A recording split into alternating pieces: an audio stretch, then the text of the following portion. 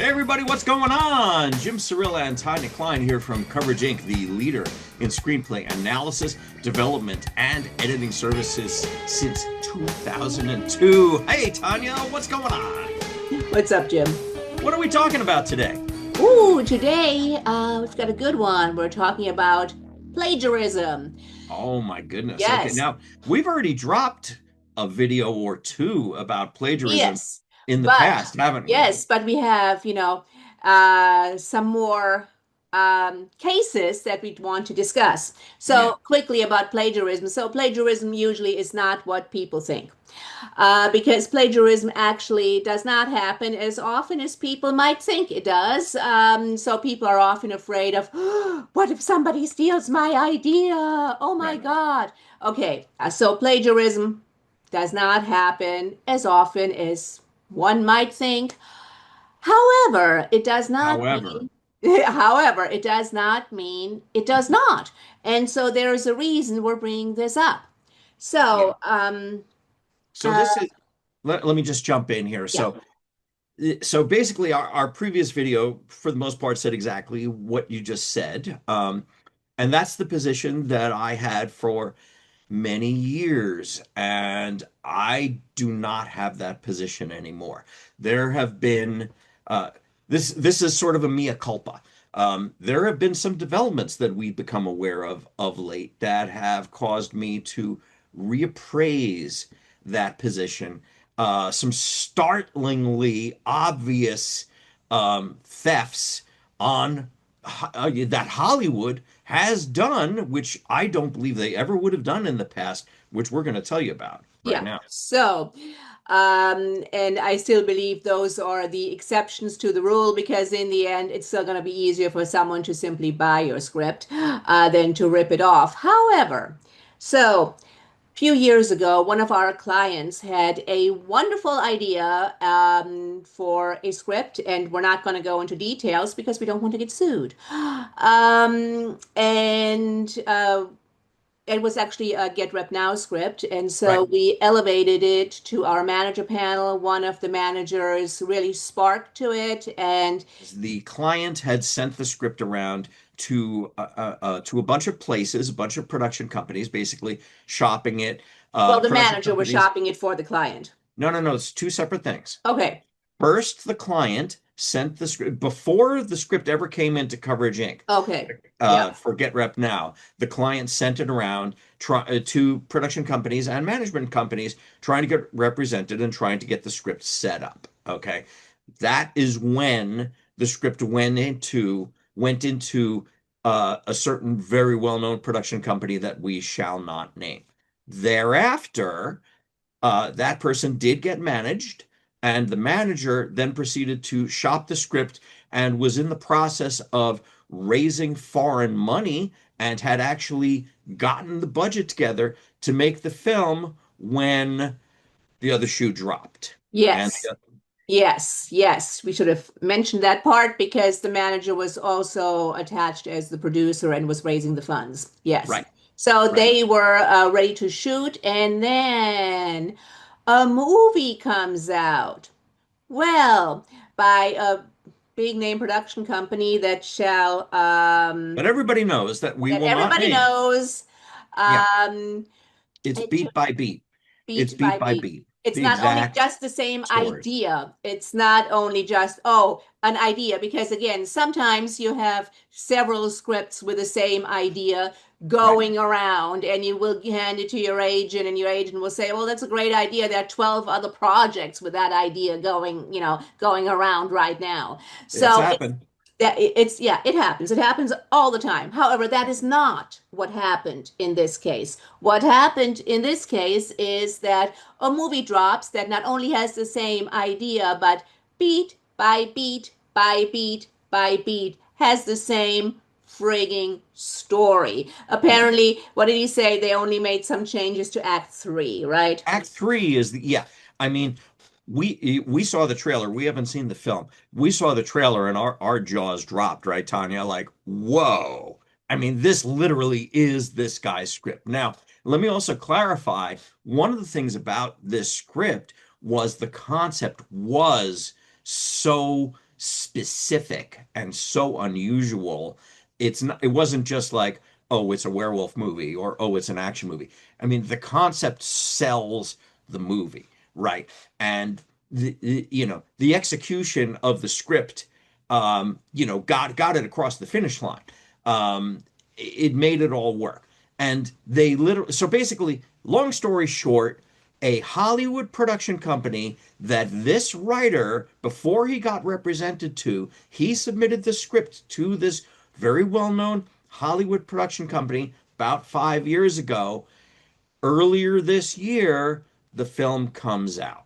Okay. And it is a ripoff. It is a ripoff. I'm sorry. The chances of this being accidental or coincidental, I'd put it around 0.5%. That's how specific this was. And so I'm like, well, shit, this is a clear example of plagiarism. And by the way, I spoke to the manager and he's like, yeah, we're talking about suing, it's but you're going up against literal multimillionaires or billionaires with deep pockets and all the lawyers in the world. And even if you win at the end of the day, after years and hundreds of thousands of dollars in legal fees, Hollywood will never work with you again because you're a troublemaker. So they just saw it's dead. Their project is dead. That's it. Yeah. They got ripped off. Yeah. Yeah. Yeah. And there was just recently another case that Film Threat reported on, right? Yes, Alan and Chris, thank you guys. Love you guys. Phenomenal work as always. Reported on, and I will mention the company in this case, Disney. We have to kind of be specific on this one because it is a very specific case. But shot by shot ripoff of an action sequence from a Star Wars fan film. Now, the fan film was called Dark Jedi. It was made in 2019. The filmmaker's name, let me get this right, is Lorenz Hideyoshi Rue. Sorry if I'm pronouncing that wrong, Lorenz. Ruwwe. And you can find this on YouTube, by the way. It's a great short. It wasn't, I mean, it wasn't huge. It didn't get like millions of views. It's only gotten 73,000 views so far, but it was really well done. And in particular, there was an action sequence in there that the producers of a Star Wars show that I didn't even know about. It's called Star Wars Visions. It's an animated series. Apparently, they're in season 2 now, or maybe season 3. I don't know. But in episode 7 from 2023, they literally stole shot for shot this guy Lorenz's action choreography from his fan film Dark Jedi. They could have bought it from him. They could have paid him a couple of bucks. They could have had a meeting with him. They could have brought him in and said, "Hey, Lorenz, really like what you're doing here. Maybe there's some way we can work together moving forward and bring you into the Lucasfilm family." Nah, they didn't do any of that. They just ripped him off. They didn't give a rat's ass. And now he's suing them. And Lorenz, best of luck. All the luck in the world going up against frickin' Lucasfilms and Disney's corporate lawyers. But there is no well maybe about this. No, this is shot for shot thievery by an enormous and entitled corporation who feels that they can do whatever the hell they want. Tanya, this shit would not have happened 10 years ago. Certainly wouldn't have happened 20 years ago. This type of outright theft just did not take place. It wasn't worth it for production companies. The only thing I can think is that, and big studios, it wasn't worth the hassle. The only thing I can think is that they don't care anymore. They're just like big Well, of course fucking. they don't care. Look, that is, it goes hand in hand with putting out shitty work. I mean, for fuck's sake, Disney has acquired a lot of great properties and then proceeded to destroy them. It's because they don't care. Yeah, especially Star Pixar Wars. used to be great, Yeah, yeah. No, I mean they're Lucasfilm. churning out Yeah. so much bad Star Wars content. Look, I haven't seen this show. I haven't seen Star Wars Visions, but I'm not going to. now that I like, are you serious? Are you hell no. I mean, look, fan films, there's some really crappy fan films, and there are some amazing fan films that are far better the content that the studios are putting out. I mean, come on, folks. Have some respect for your fans. Yeah, unfortunately, that's Yeah, not what's going on. Also, have some respect for the creatives, yeah. but that definitely is not what's going on.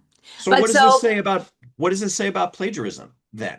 If we've got two very well-established, well-known Hollywood production companies that just feel they can just go and pilfer, creations from other people, and they will never be held accountable. well, that is what happens when you, again, have a business that has consolidated and consolidated and consolidated, where you only have very, very, very few big players, and they think they can do whatever they want.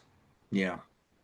Well, look, folks, I mean, look, Tanya, I agree with everything you said at the beginning, but these events of late really are giving me pause. And I'm just wondering if we're in a state where, like everything else in the Western world, we're just in a state of Takeover, of corporatism course. Look, run amok, yeah, corporatism run amok with no checks and balances. yeah. I think that's a clear yes. It's been a clear yes for a few years now. In fact, fun fact, Princeton did a study like 15 years ago now that we are an oligarchy. Right, right, What? yeah, I remember that. Yeah. Yeah, the public has like 0.0 something percent influence over Yeah. our elected Yeah. representatives. So basically, nobody respects the creatives. Yeah, I great. mean, sorry. So, I mean, I feel like we should end on maybe a bit more of a high note. No, seriously. all right, well, Okay, look, so so here is my high note. If, and I think we said that to our client, hey, they felt the need to rip you off, you're onto something. One, yeah, and it means, hey, you yeah, can't, you. yeah, no, and I mean, it means that you know what you're doing, and so you can keep on doing it. Yeah, look, I mean, let's also hope that these are the exceptions rather than the rules now. I still have to think that there is some level of integrity that goes on, that has to go on, or else the business it won't stand. The whole thing is just going to Yeah, collapse. that's what's happening right now, Jim. I'm going down again. I'm Yeah. sorry. But okay, so no, seriously. Yes, no, that is what's happening. Is there integrity in Hollywood? Come on. We've been around long enough to know the answer to that one. No. But also the business is collapsing in so many ways, which is why everyone, and again, this is maybe the upside. So basically, all the chips are up in the air right now because all aspects of the business are collapsing in some way, shape, or form, and people are actively trying to figure out how to change things, how to make them better. What are the alternative film financing ways? What are the alternative distribution ways? So people are actively trying to figure that one out, and they will. Yeah, they So will. out with the old, in with the new is basically what I'm saying. Yeah, all right. Well, and since we're talking about plagiarism, let me just clarify, I think we have to reiterate that the vast majority of what we writers might feel is somebody ripping us off may not be the case, just due to the commonality of themes, the fact that things sort of get into the zeitgeist, they get into the air, and people, I mean, look, there's tens of thousands of screenwriters generating spec scripts all the time, features, pilots, whatever. There's bound to be things that are the same. And I'll give you a very, very brief example. Around, it's around 17 years ago or so, um, my writing partner and I wrote a spec script, an animated comedy spec script that we had a producer attached. He shopped it. We didn't get anywhere with it. It was a good shot. Took our best shot. Didn't work out. A couple years later, I take my daughter to a movie, an animated movie, and I recognize several of the characters and elements from my spec script. I'm like, whoa, okay. And so I did a bit of a check and I found that yes, I had actually submitted to an executive at that company. And, about 3 years before that movie was made, and I contacted an attorney, a copyright attorney, and was beginning to think about, making some moves. And the attorney said something very smart to me, which was that, you have to be able to prove that these ideas or demonstrate that these ideas could not just have organically occurred in the other credited writer's mind on his own. So I reached out to that writer and I interviewed him for an article that I was writing for Creative Screenwriting magazine. And I said, hey, tell me about the development of this movie. And I spent about an hour with him, wonderful guy, talking with him on the phone about his development of the movie. And by the end of that conversation, I was 100% convinced this guy came up with all of that stuff himself. It was just pure coincidence. I'm like, you know what, dude? Good luck to you. His movie was a big hit, and that was that. So it just happens that way sometimes. If you think it may be plagiarism, it may not be. But if it's something specific like this, like we were just talking about, it probably is. All right. All Now, right. I don't know. This was a very down video. We're going to try to do more up videos in the future. Look, we got to bring people the truth. That's what we're Yeah. here for. We tell it like it is, and hopefully that's what people expect from us. So, everybody, thanks for watching. If you have any questions, what do they do, Tanya? Email us at info@coverageinc.com. Advice is always free. Please like this video, smash that like button, hit subscribe, and don't forget to hit that notification bell. Please, it all helps the algorithm. Thanks for watching, and don't get ripped off.